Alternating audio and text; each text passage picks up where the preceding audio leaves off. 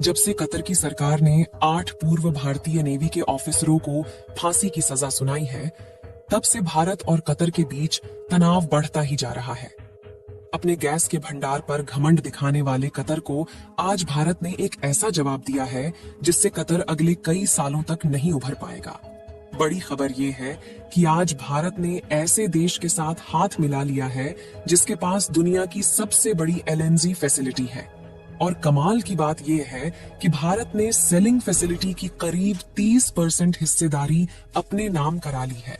और आपको बता दें कि फैसिलिटी में करीब 75 ट्रिलियन क्यूबिक फीट गैस मौजूद है, जिससे लगभग 100 से 150 सालों तक की गैस खपत को आसानी से पूरा किया जा सकता है।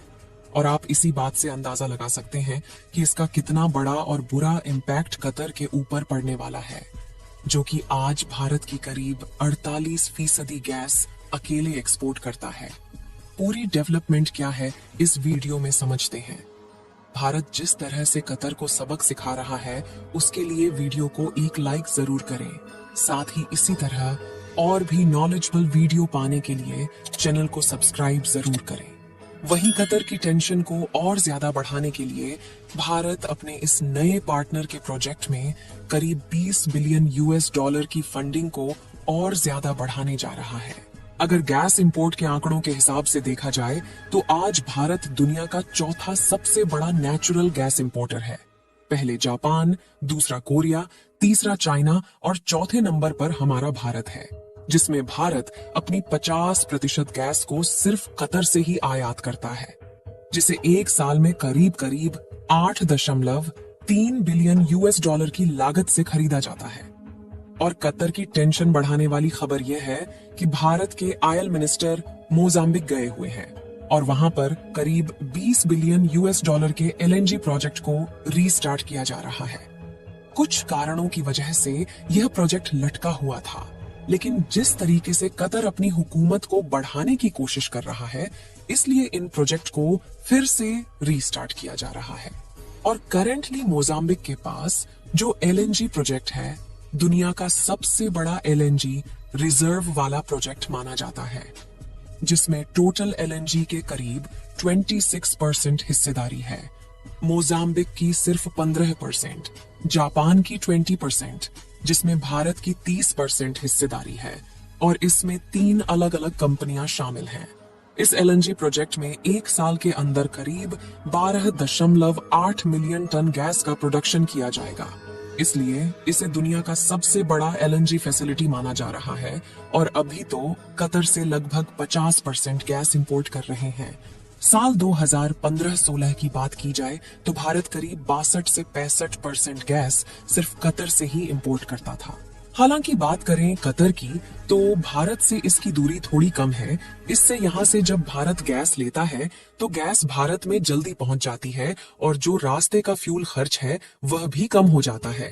लेकिन अब भारत मोजाम्बिक से गैस लेने की शुरुआत करेगा तो वहां का मार्ग थोड़ा लंबा है, लेकिन रास्ता फिर भी सीधा है, क्योंकि बीच में कोई भी आइलैंड और रुकावट नहीं है, जिससे समुद्र के रास्ते से सीधे भारत तक गैस को लाया जा सकता है। और सिर्फ 2 से 3 दिनों के अंदर इस रास्ते के सफर को तय किया जा सकता है और भारत में 2 से 3 दिनों के अंदर गैस पहुंच जाएगी। इसलिए जो भारत कतर से गैस इंपोर्ट करता है, इसकी डिपेंडेंसी जल्द ही खत्म होने वाली है और कतर को बहुत बड़ा झटका लगने वाला है। साथ ही कतर को भी अपनी गलती का अंदाजा हो जाएगा कि कतर जो गलतियां कर रहा था, उसका नतीजा कैसे उसको भुगतना पड़ रहा है। क्योंकि कतर जैसे ज्यादातर इस्लामिक देशों की जो मुख्य इनकम सोर्स होता है, वह तेल और गैस को बेचकर ही आता है। इसीलिए कतर काफी ज्यादा पावरफुल और डेवलपमेंट वाला देश है। लेकिन अगर सारे देश कतर से गैस और तेल को इंपोर्ट करना बंद कर दे तो कतर जल्द ही मिट्टी में मिल जाएगा। कतर ने भारत के साथ जो किया है, उसकी एक बड़ी चोट कतर को कई सालों तक दर्द देने वाली है, क्योंकि कतर को अभी तक इस बात की भनक तक नहीं है कि भारत से सीधा पंगा लेना उनकी बरसों की मेहनत पर एक झटके में पानी फेर दिया है। आपको बता दें कि कतर की इकोनॉमी अपने 70% रेवेन्यू पेट्रोलियम प्रोडक्ट को बेचकर कमाती है। कतर जैसे अरब देशों की किस्मत अच्छी है कि यहाँ पर ऑयल के काफी बड़े रिजर्व मौजूद हैं। इस तेल को निकालना आसान जरूर है, लेकिन इसकी रिफाइनिंग में जिस टेक्निकल एक्सपर्टीज की जरूरत पड़ती है वह केवल भारत के पास है। और पेट्रोलियम रिजर्व के चलते देश किसी भी युद्ध का अच्छे से फायदा उठाना जानते हैं। हाल ही में जब से यूक्रेन युद्ध की वजह से दुनिया के बड़े देशों ने रूस से तेल लेना बंद कर दिया था, तो इसका काफी बड़ा फायदा कतर को हुआ और एलएनजी की मेजर सप्लाई अरब देश की तरफ मोड़ दी गई। और जिन देशों ने कतर से अपनी सप्लाई लेना शुरू कर दिया, उन देशों में नीदरलैंड, फ्रांस और जर्मनी जैसे देश भी शामिल है, जो कि काफी बड़े एलएनजी के उपभोक्ता माने जाते हैं। कमाल की बात यह कि इन सभी देशों ने कतर के साथ इस डील को 2 दशकों से ज्यादा अवधि के लिए साइन किया था। कतर शुरू में तो यह सोचने लगा कि कम से कम 20 सालों तक खाने पीने का इंतजाम हो चुका है और भारत इनसे कुछ इंपोर्ट करे या न करे, कतर पर कोई भी फर्क नहीं पड़ने वाला। लेकिन कतर के भरोसे पर जर्मनी पहले से ही पानी फेर चुका है, क्योंकि ऑल्टरनेटिव फ्यूल को लेकर जर्मनी अपने यहाँ पर रिसर्च लैब का उद्घाटन कर चुका है।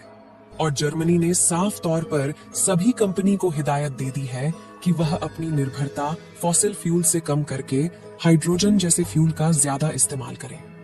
कतर को इस बात का पहले से पता था कि एक न एक दिन पेट्रोलियम का साम्राज्य खत्म होगा, लेकिन इतनी जल्दी इस पर पूर्ण विराम लगेगा, इसके बारे में कतर को कोई भी आइडिया नहीं था। और यहीं पर भारत पिक्चर में आता है। लेकिन सच तो यह है कि पेट्रोलियम का इस्तेमाल कभी भी पूरी तरीके से बंद नहीं हो सकता, क्योंकि अगर पेट्रोलियम से चलने वाली गाड़ियां बंद भी हो जाए तो भी केमिकल इंडस्ट्री को पेट्रोलिंग की जरूरत हमेशा पड़ने वाली है। यही वजह है कि भारत अब अपनी केमिकल इंडस्ट्री के लिए पेट्रोलियम का भंडार अपनी ही सीमाओं में खोजने के लिए निकल पड़ा है, क्योंकि भारतीय सरकार इस बात को अच्छे से जानती है कि आने वाले 10 सालों में वैसे भी ट्रांसपोर्टेशन को फॉसिल फ्यूल की जरूरत न के बराबर ही पड़ने वाली है। इसलिए एनर्जी डिमांड को पूरा करने के लिए पूरे भारत में सोलर और विंड प्रोजेक्ट के अलावा हाइड्रोजन और बायोफ्यूल का इस्तेमाल एक बड़े लेवल पर शुरू हो चुका है। मतलब साफ है कि अगर भारत फॉसिल फ्यूल के इस्तेमाल को कई गुना कम कर दें तो कतर समेत सभी ऑयल प्रोड्यूसिंग देशों के खाने के लाले पड़ सकते हैं। हाल ही में हाइड्रोजन के प्रोडक्शन के लिए एक तकनीक निकाली गई थी, जिसमें इलेक्ट्रोलाइट्स से लेकर हाइड्रोजन इंजन को डेवलप करने के लिए भारतीय सरकार ने काफी बड़े आर्थिक सपोर्ट का ऐलान किया था। दरअसल फ्यूल ऑफ द फ्यूचर यानी कि हाइड्रोजन को लेकर भारत एक बड़े एक्सपोर्टर बनने का टारगेट बना चुका है। जहां यूरोपियन देश हाइड्रोजन का इस्तेमाल बढ़ाना चाहते हैं, वहीं भारत इन देशों के लिए एनर्जी सप्लायर का काम करना चाहता है। यही वजह है कि कतर के बुरे दिन अभी से शुरू हो चुके हैं। हालांकि इसका दर्द कतर को आज से करीबन 10 साल के बाद पता चलेगा। अभी की बात करें तो भारत सरकार कतर में फंसे 8 नेवी के ऑफिसरों को बचाने की पूरी कोशिश कर रही है और हमें उम्मीद है कि जल्द ही भारत के 8 नेवी ऑफिसर अपने देश वापस लौटेंगे। बाकी आपको क्या लगता है, इन 8 ऑफिसरों को भारत सरकार बचा पाएगी या नहीं? अपनी राय कमेंट में जरूर बताएं। इस वीडियो को एक लाइक जरूर करें और अपने दोस्तों तक इस वीडियो को शेयर करें ताकि उन्हें भी जानकारी मिल सके। इसी तरह और भी नॉलेजेबल वीडियो देखने के लिए अपने भरोसेमंद चैनल को सब्सक्राइब करके बेल नोटिफिकेशन को ऑल पर जरूर रखें। वीडियो को अंत तक देखने के लिए धन्यवाद।